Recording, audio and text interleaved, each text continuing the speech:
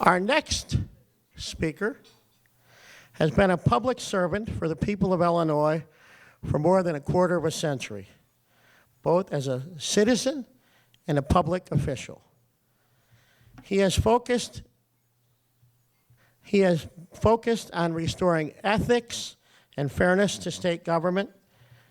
His focus heading into the next election undoubtedly will be education and jobs. He is known for fighting like programs like the Special Olympics, Misericordia, Haymarket Center, and Special Children's Charities. Ladies and gentlemen, the Governor of the state of Illinois, Patrick Quinn. Governor Quinn.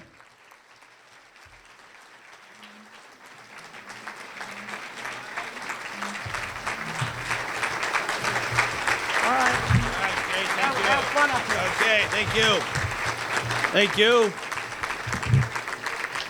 Well, I do want to thank Jay and the City Club. I called Jay a little while ago and asked if we could have this gathering here this morning. I thought it's very important, given all of the discussion we've had on education issues in the state legislature, definitely the City Council, all over Illinois, that we have one of the preeminent experts on education, really a national resource, someone who has worked with many different administrations in Washington, but also has devoted her whole life to the most important mission that we have as adults and parents, teaching the next generation. And I want to also personally salute a master certified teacher in chemistry, who's also known as Karen Lewis, for her great work. She understands how important it is to impart knowledge to citizens. And our speaker today, who just wrote a book called The Death and Life of the Great American School System. And I think it's fair to say from the reviews of this book that it's really a very special opportunity for all of us to learn about debates on education in the American school system over the last several decades.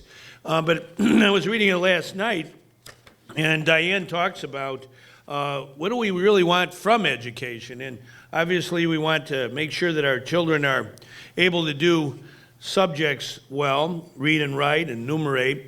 But it also talks about the importance of education to our democracy. We're several weeks before an election, 22 days to the election, 44 if you don't sleep. And for those who believe in democracy, it's important that we have well-educated citizens.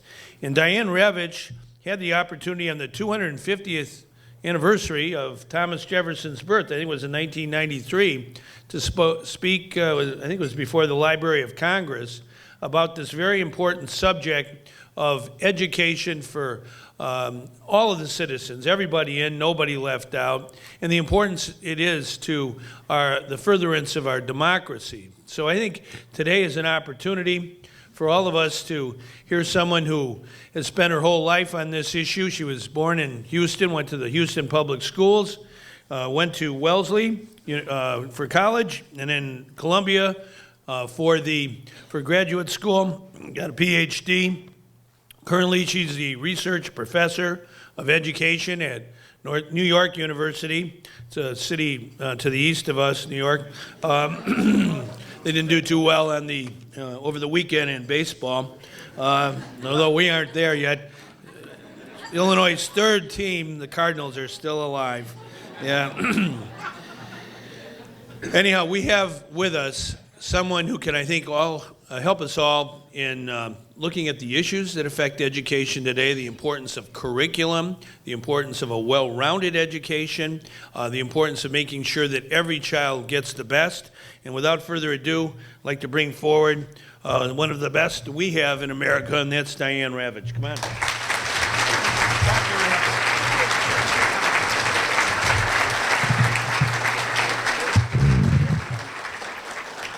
Thank you so much, Governor Quinn. It's a pleasure to be here. I can't tell you how much of a pleasure it is, because last night in LaGuardia, where my flight was delayed for 6 hours, I had a terror that I wouldn't be here at all. I was trying to think about whether I could Skype here or something, but my plane was the last flight out of New York.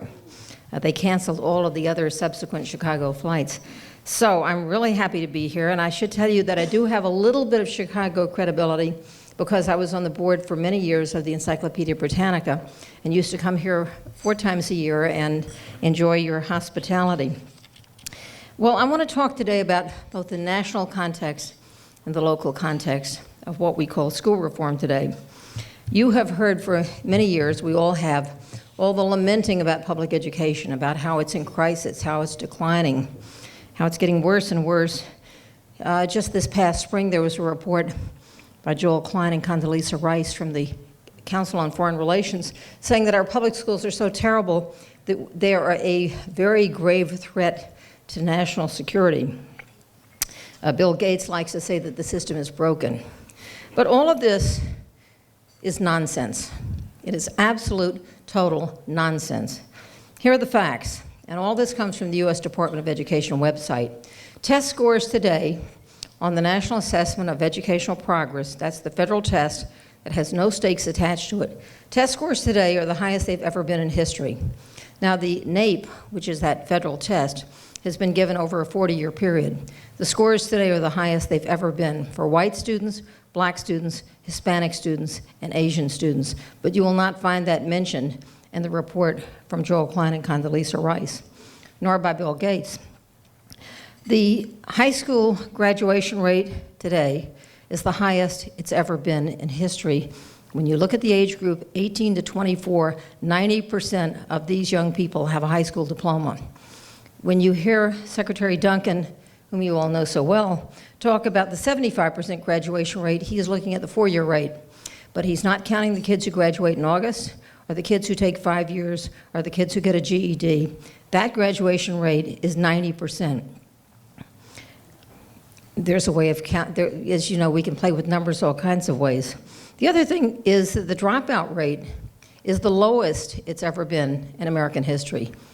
Amongst that age group, 18 to 24, only 8% have ever dropped out of high school.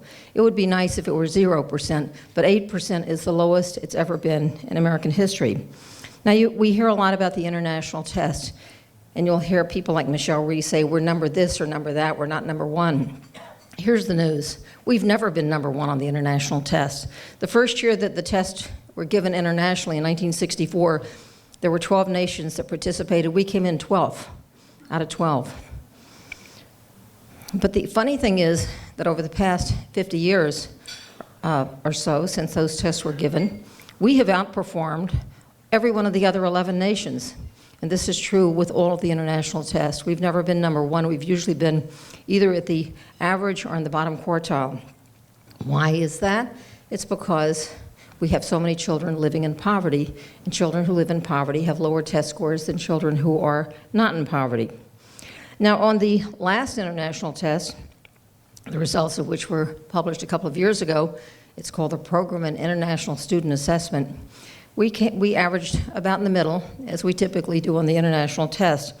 But the interesting thing is this, that our students who attend low-poverty schools, that is schools where 10% or fewer of the children are poor, we're number one in the world. Those students, those schools with low poverty had higher test scores on those international tests than students in Finland or Korea or Japan. In schools where 25% of the kids are in poverty, the scores were the same as those of the highest performing nations in the world, Finland, Korea, Japan, and so forth. As the poverty level in the schools rise, the test scores go down. Now, we are number one in one very important statistic. We're number one amongst all the advanced nations in child poverty.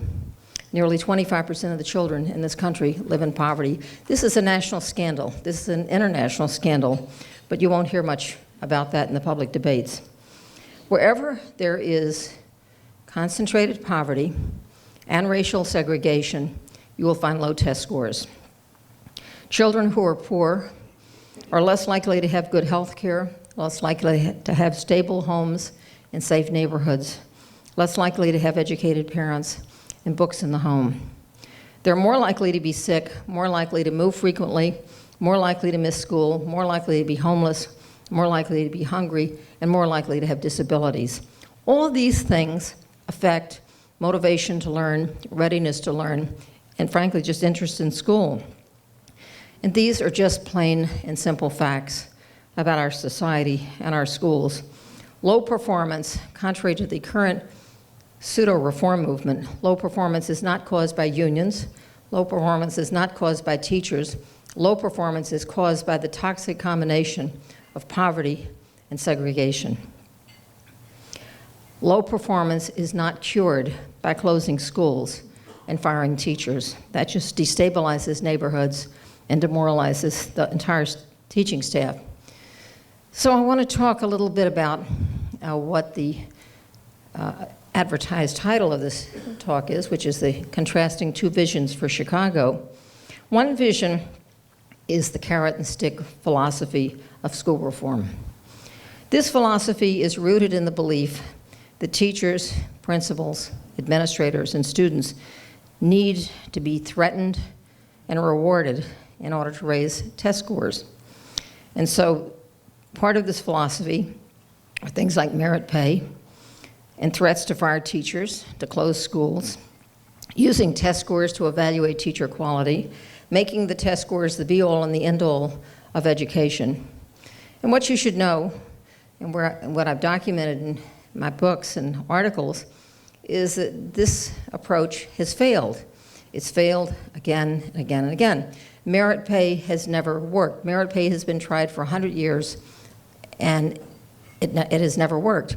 It's what I call the idea that never works and never dies. It keeps coming back.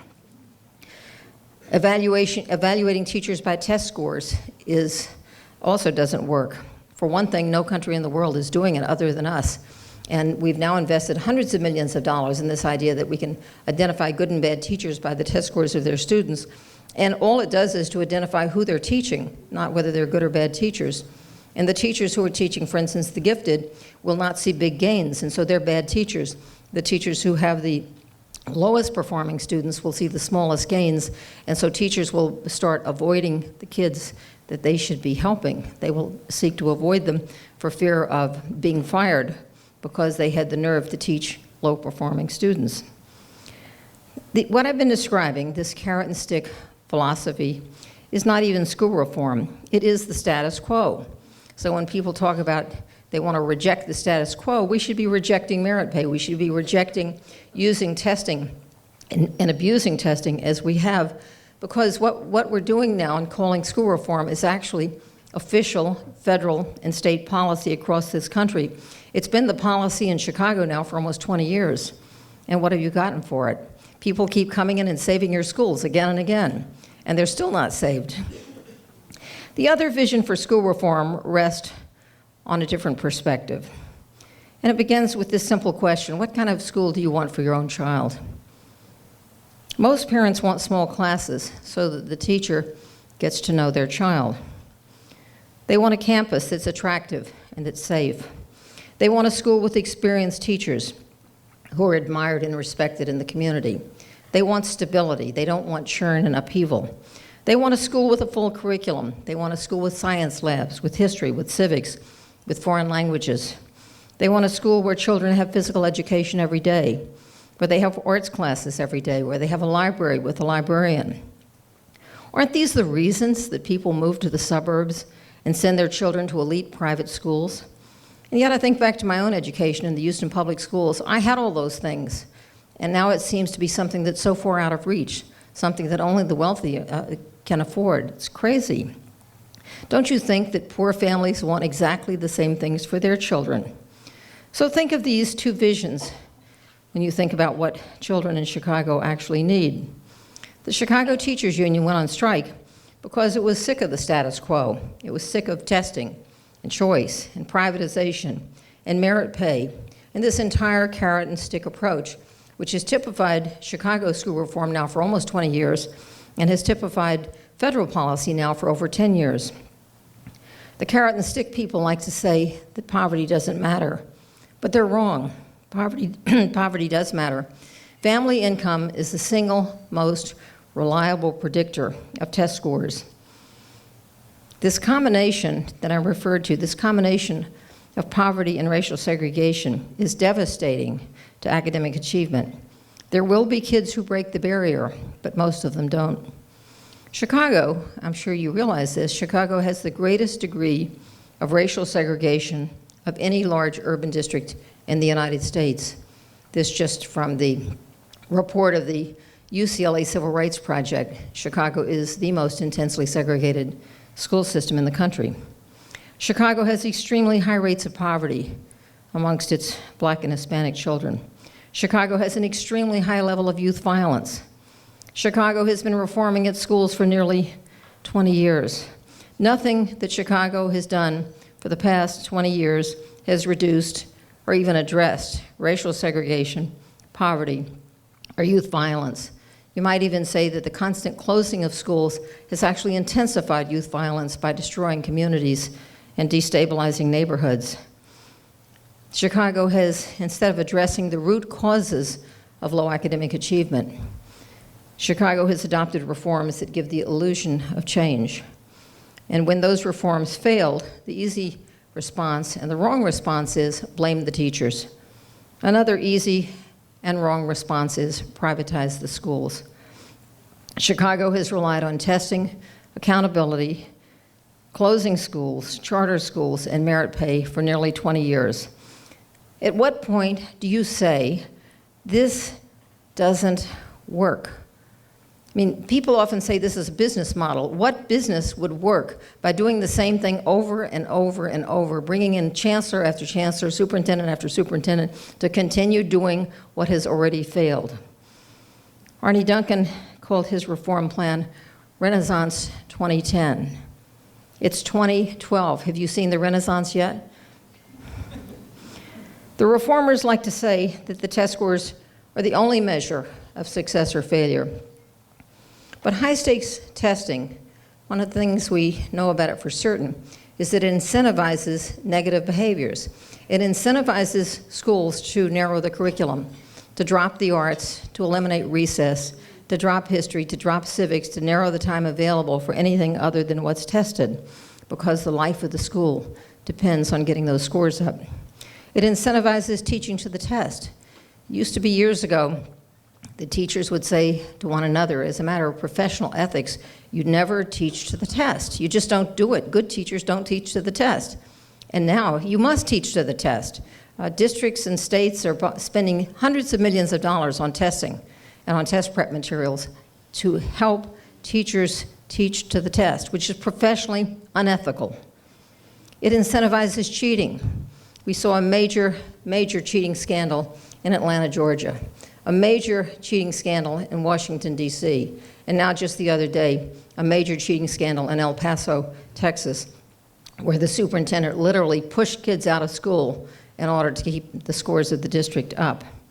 We've seen gaming the system. We've seen states lowering the passing mark so that more kids could be declared proficient.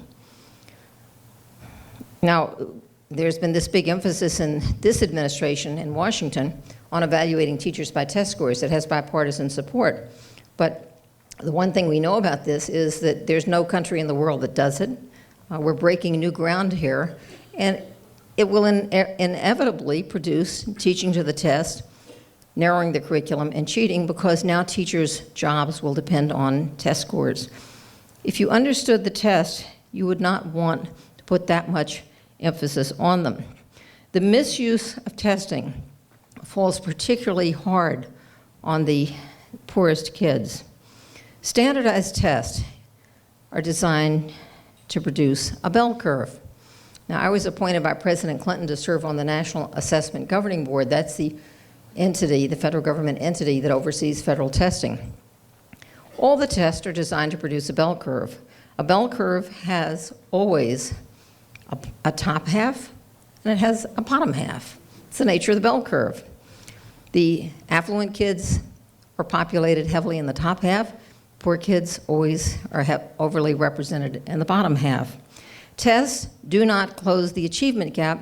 Tests reflect the gaps. They show the gaps. They do nothing to narrow it.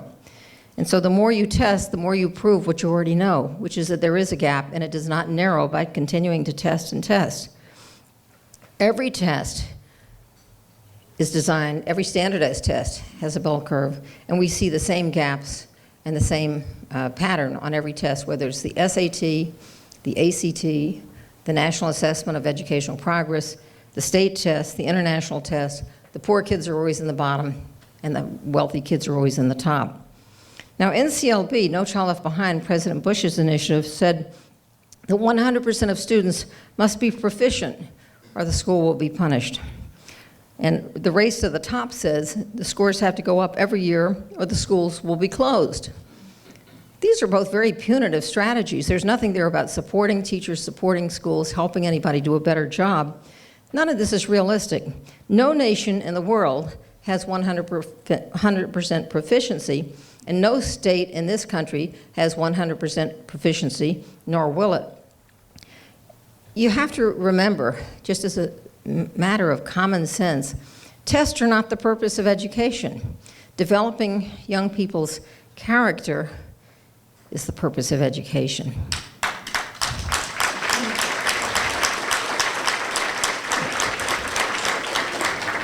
Now, I say this not to be against testing, because I think that testing can be used intelligently as a diagnostic tool to identify areas where kids need help, where teachers need help. But they should be used positively and not negatively and not punitively. Instead of helping children, we're labeling them. We're telling children right from the get-go, you're not good enough. You're in the bottom half. You're in the bottom third. You're in the bottom somewhere. This is not education. This is stigmatizing. I've met parents who've told me, my second grader feels she's a failure. Why should a second grader feel she's a failure? Now we are developing states across this country, districts across this country, will be testing kindergarten children to find out about their college and career readiness. This is my definition of insanity. I mean, what career is a kindergarten child ready for? To be a cowboy? A fireman? A policeman? Batman? Robin? I mean, come on. This is very sick. Now there's talk from Washington and elsewhere of testing for pre-K. This becomes, at a certain point, manic behavior. This is not healthy. This is not about educating children. It's about labeling them early. So instead of helping children, we're stigmatizing. Instead of supporting teachers, we're demoralizing them. And now there have been several surveys this year, one funded by the Gates Foundation, another by the MetLife, which says that close to 30% of teachers in America are ready to quit. That's 1 million teachers. They're not going to be replaced by Teach for America. We have to really support our teachers and give them reason to believe that they're respected in the community and that we want to help them. We don't want to punish them. We don't want to fire them. We want to help them. Now, the reformers have a silver bullet, and their silver bullet is charter schools. Now, there are good charter schools, there are great charter schools, there are terrible charter schools. And study after study shows that when the children are the same, the results are no different. There are some charter schools that succeed by skimming. They take the best kids in the poorest communities. They push out the English language learners. They push out the kids with disabilities, so they don't accept them. Many of the charters that have high scores have a high attrition rate. And overall, the charters are more segregated than public schools. I keep wondering, because as I watch this movement grow, particularly in the urban districts, what the end game is. And my fear, having attended segregated schools in Houston, Texas, is that we are returning to a pre-Brown versus Board of Education society in which segregation will be based on class and not on race, in which the charter schools will take the most motivated children and the public schools will become dumping grounds for the less motivated children. The reform vision, I believe, and I don't think of it as reform, I think it's the status quo vision, has consistently failed to produce the changes we need in our education system. In fact, there is no district in the country where this approach to education has worked. It's not worked in Chicago. You've been doing it for almost 20 years and you're still looking for a savior. It's failed in New York City. New York City, the mayor has had total control now for almost a dozen years. The test scores have changed very little. The achievement gaps have been unchanged over this past dozen years. It's failed in the District of Columbia. District of Columbia has the largest achievement gap in the nation. for both blacks and Hispanic kids. It's double the achievement gap of that in other districts. 50% of the teachers in the District of Columbia leave every single year. 50% of the teachers leave every year. What instability, what churn. This is bad for children. 60% of the principals hired by Michelle Rhee have already left. 60%. This instability is not good. Reform has not worked in New Orleans. What you hear about New Orleans is hype and spin. New Orleans has now 80% of its children in charter schools. And New Orleans is a low-performing district in a low-performing state. New Orleans as a district is ranked 69th out of 70 districts in the state of Louisiana. They'll tell you about the gains they've made, but the gains they've made are minuscule in comparison to the fact that it's a very low-performing district. And of the charters in New Orleans, 79% were graded either a D or an F. This is hardly a record of success that the rest of the country should be emulating. So I've come to believe that what we're seeing from Michelle Rhee, from Arne Duncan, from Joel Klein, from all of the others, is not a reform movement, it's a privatization movement. I oppose privatization. I believe in public education. I'm a product of public education. I would not be here today had I not had access to the Houston Public Schools. My mother would not have had an education when she came from Bessarabia in 1917, but for the fact that there was a public school system. Public education is an essential democratic institution. We cannot allow it to be handed over to entrepreneurs. If we want to improve academic achievement, we cannot afford to ignore the effects of poverty on children. What should we be doing? I'll give you an agenda. I have a new book that I just finished over the summer, in between blogging and tweeting. The working title is Reign of Error. And I decided that I had to write this book because people said, what are your solutions? So about a third of the book is devoted to solutions. The other two-thirds is going over everything I've learned these past couple of years. The first is, we should really, as a country, invest in prenatal care for all the women who need it. Because women who have babies who don't have early, good medical care are likely to have preterm babies, and those preterm babies are likely to have cognitive deficiencies and developmental delays, and our society will be paying for these children in special education for the rest of their lives in one way or another. The research is very clear. March of Dimes just brought out a major survey of country rankings in relation to how much the quality of prenatal care that they have. And we rank somewhere towards the bottom. I think we were number 140 of all the rankings that they had. We were somewhere around Turkey or Somalia. It's pathetic. We also know from research about the importance of early childhood education. Every child in this city, in this country, should have high quality early childhood education to help them get ready for school. The achievement gap begins before the first day of kindergarten. We should look to research and learn about the importance of reducing class size, particularly in the early elementary grades. The research is very clear about how important this is, particularly for minority children. We should have, wherever it is needed, a nurse, a social worker in every school. This is just common sense. If people were really concerned about reform, they would make sure that children had access to regular medical care. That would do more to raise test scores than all the merit pay schemes in the world. We should have arts and physical education in every school. There should be after-school activities for children. There's a wonderful movie that I saw recently called Brooklyn Castle, which is just being released, about a very impoverished neighborhood in New York, in Brooklyn, in Williamsburg. And the children in this middle school in Williamsburg, Black, Hispanic, a few white kids, a few Asian kids, have won the national chess championships for junior high schools, middle schools, 10 years running. Nobody even knows about them. And these kids are so focused on their chess, they will succeed in life, and it's an after-school activity. It's so important. So here is the difference between schools for the rich and schools for the poor. In schools for the rich, the children get taught, and in schools for the poor, the children get tested. This is wrong. We should really reduce our reliance on high-stakes testing. It does not help education, it harms education.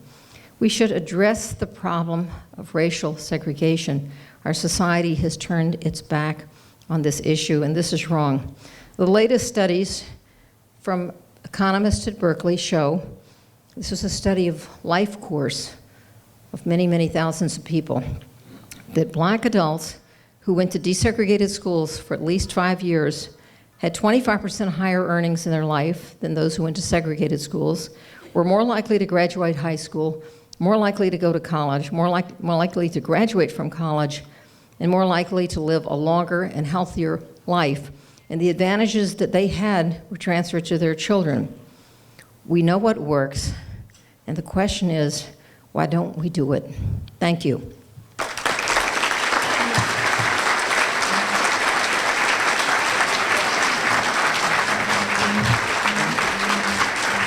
10 minutes.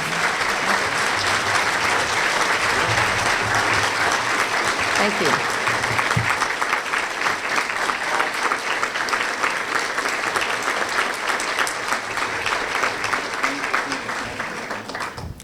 Thank you so much. You know, when Governor Quinn got up and everyone got up and applauded, and I thought, wouldn't it be wonderful to be the kind of person where when your name was announced, everyone got up and applauded.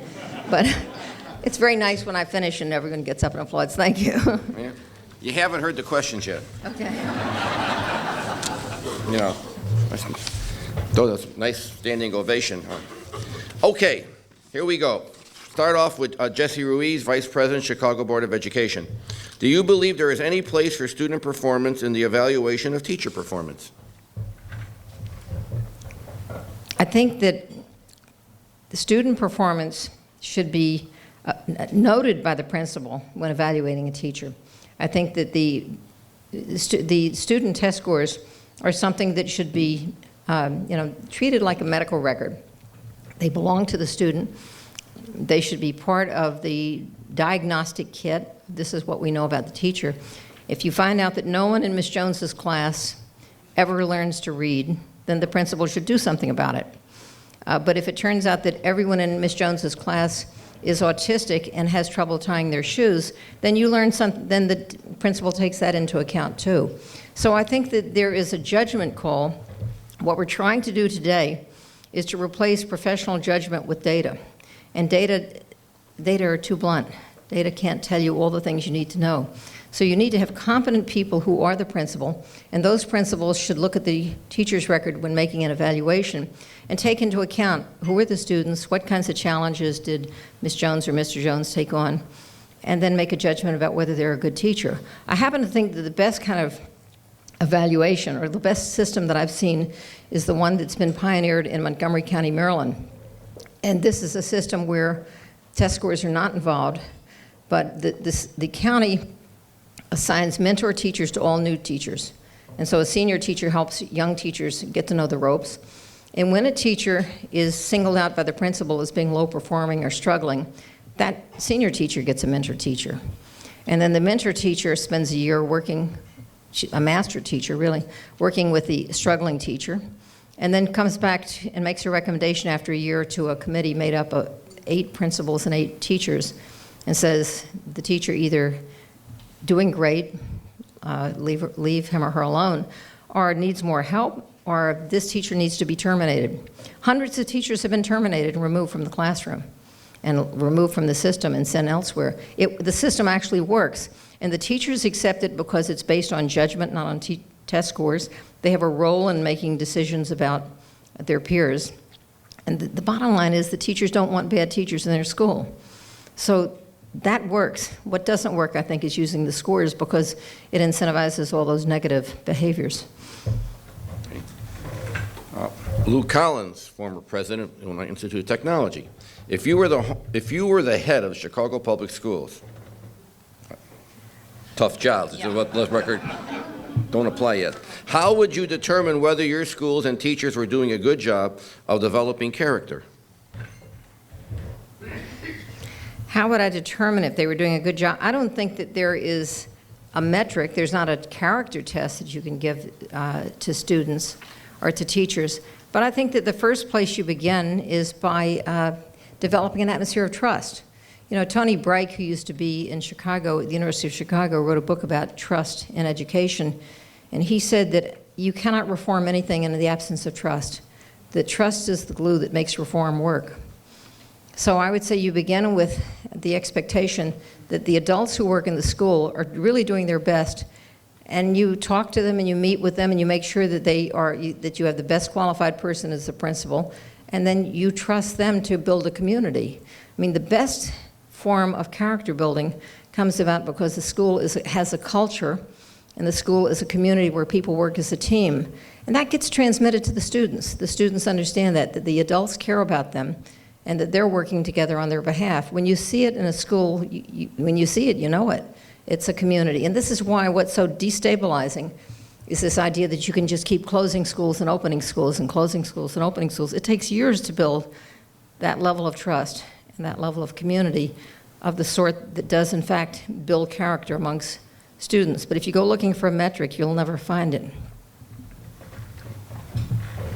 Leanne Caston, where are you, Leanne?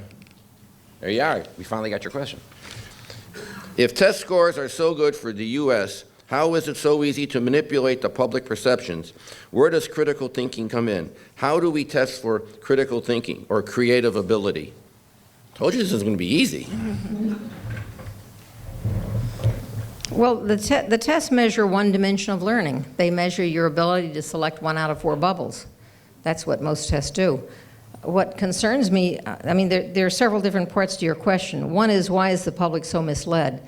And I guess it's just that you have to understand that people have been lamenting the public schools for about 150 years. And yet our nation keeps getting more and more successful. So there's a disconnect here. I frequently quote Richard Hofstadter, who wrote a book called Anti-Intellectualism in American Life. And in his chapters on education, he said that the typical education writing is a Jeremiad, that since about 1820, we've been talking about how we're failing.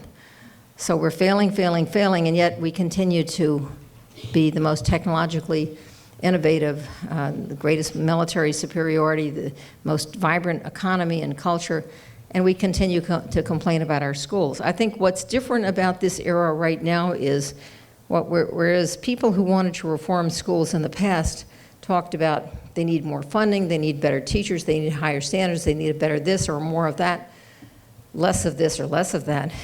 Today they're saying we need to get rid of public education. That's dangerous, because that's striking at the heart of a democratic institution that has its doors open to all, where you don't have to apply to a lottery to get in. And I think it's crucial that we keep these issues separate. As for the testing, what I am concerned about is, first of all, the false narrative. The false narrative, which is now so prevalent in television and in the movies, where they say we're failing. It almost begins to sound like they just don't believe in our country. To say that how can we possibly be I think we're the most creative and vibrant society in the world, and yet people keep knocking our education system. So I think there is a false narrative, but I think there is also this danger that in relying so much on testing, we are relying on a tool. If you think about it, 12 years of bubbling. What does that do to creativity? What does that do to risk-taking? What does that do to innovation, to say that if you think differently, you're wrong? If you have a new idea that no one ever had, you're wrong. And I spent 7 years on this National Assessment Governing Board, and part of my job was reading test questions. I can't tell you how many times I came across test questions that were wrong. Test questions that had 2 answers. Test questions that had no right answer. Test questions where the thoughtful child would choose the wrong answer. And yet we're using these scores as if they are an unerring measure, and they're not. So we must use them wisely, carefully, and with many, many grains of salt. Okay. Trying to give you a softball here, but I'm... Len Dominguez, where are you, Len? Education Association, Inc., a longtime pal of mine. Can you please speak about successful unionized school districts in the U.S. or abroad where charters are not such a political issue? You got 25 words. Sure. Well, the short answer is Finland.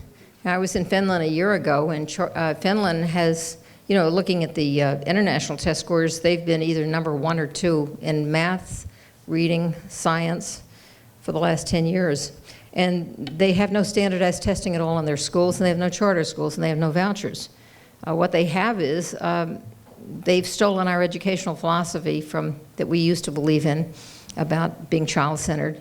When young children first start school, the teachers immediately identify kids who need extra help. They have lots of specialists. They make sure that if they have language issues, that they help them with the language issues. If they have hearing issues, whatever the issue is, the help comes early, and the kids get back on track. They never fall off track. And then they have a tremendous emphasis on the arts and physical education. They have recess frequently during the day because kids need physical activity. And there's no standardized testing. The teachers make their own test. But the secret to Finland is 2 things. I mean, those are the things, part of their practices. But number 1 is that they made a decision many years ago to make entry into teaching difficult. And so there are only 8 universities in all of Finland where you can train to be a teacher, and they only accept 1 out of 10 people who apply. Teaching is so prestigious, it's on a par with every other profession, with the law profession, with the medical profession. And people, you know, young people want to be teachers. They have to have at least 5 years of, you know, their post-collegiate education before they're allowed to become a teacher. They're completely unionized. The whole country's unionized. It's 100% union. The teachers and principals all belong to the same union. And there are no charter schools, and there are no vouchers, and they have a wonderful school system. If you went into a Finnish school, it doesn't really matter where you go to, whether it's in the city or in the suburbs or in the outskirts. There's very little difference in the kind of schooling. They're all excellent schools, very child-centered, and the kids are engaged. The teachers make their own tests. The teachers make their decisions about the children's readiness to move forward to the next topic or grade. But it's a very non-punitive approach to education. We, unfortunately, are wedded to a punitive approach to education. We have 2 more questions left. Now, we try and get people out of here so they can earn enough money to pay their property taxes to support public education. It's part of the mission of the City Club of Chicago. Diana Nelson. Where are you, Diana? Yeah. This is maybe one of the longest questions I've ever seen, but we're going to shorten it a little bit. Now, this is the City Club. There's no controversy here. Just listen to, all you aldermen, listen to the first 2 lines. Before Mayor Daley co-opted the word reform and began the movement to privatization. Nice way to start, huh, Alderman, if you're ready? Just right off the bat. Chicago experienced actual reform between the mid-'80s and 1995. Local school councils chose the principal, set the direction for the school, and addressed new directions. Do you have any research, any familiarity with that period of time, and could you speak to it? Well, you know, it takes time for any reform to germinate. So you can't keep pulling things up by the roots and saying, we don't have time to wait, we don't have time to wait. No plant will grow if you say, I've planted it, we don't have time to wait, let's pull it out now, which is what today's reformers are doing. I think that the fruition of the reforms of that period that you were referring to came home to me when I was reading the reports about the turnarounds in Chicago. I actually hate the term turnaround. I'll tell you the reason I hate it. It sounds like a dance around a maypole. But what it really means is closing a school and firing the staff. It's brutal, it's mean, it's destabilizing, it's harsh, and it's called a turnaround. So there was a study that came out of the consortium that said that the turnarounds were doing well, and it gave several examples.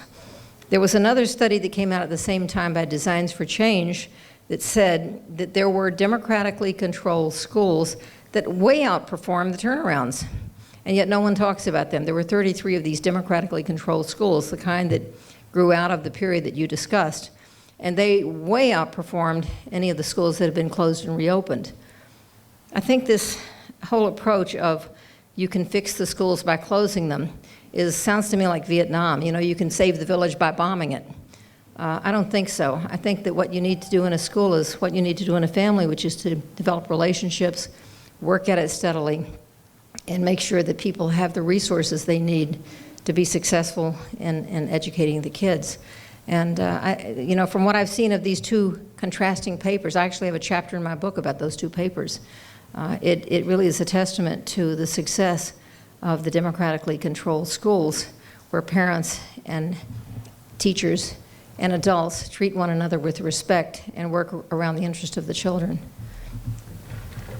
We have one last question. My pal Eric Zorn, we have a rule, the press, you'll have a chance to ask Diane a question afterwards, your short question. Normally I would read it because it's short. But let's conclude with something that I could identify with. Ross Jacoby, where are you? Raise your hand. There you are. I used to have hair like that myself. Graduate University of Chicago student, you know I had to read this. In your book, you argue that the charters, you're right like me too, that the charter school movement has left behind a democratic what? Union? What's that word? Value? Vision of education. What are the undemocratic features of the charter school movement? And on that non-controversial thing, that'll be the last question, and keep your gloves up at all time.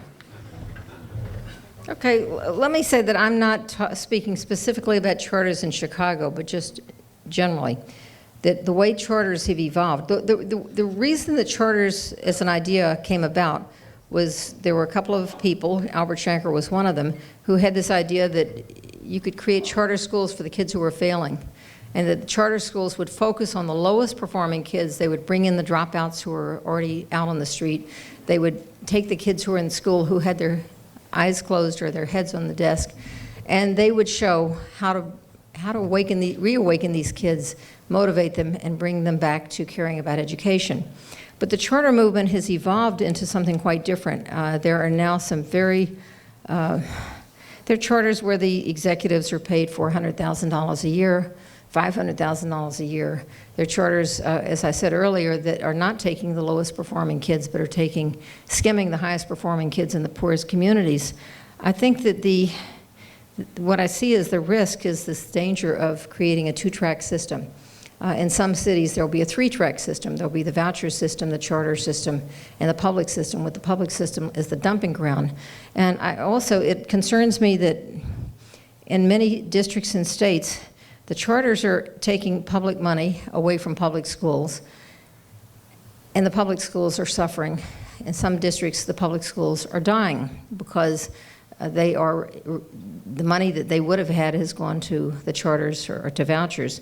In some places, like in Louisiana, this is an intention. I mean, Louisiana just passed the most sweeping legislation in the country to privatize public education. More than half the students in the state of Louisiana are now eligible for vouchers, and they're giving bonuses to people to open charters, and people are popping up from all over the place to open charters, and all of this will be taken out of the minimum foundation funding for public education.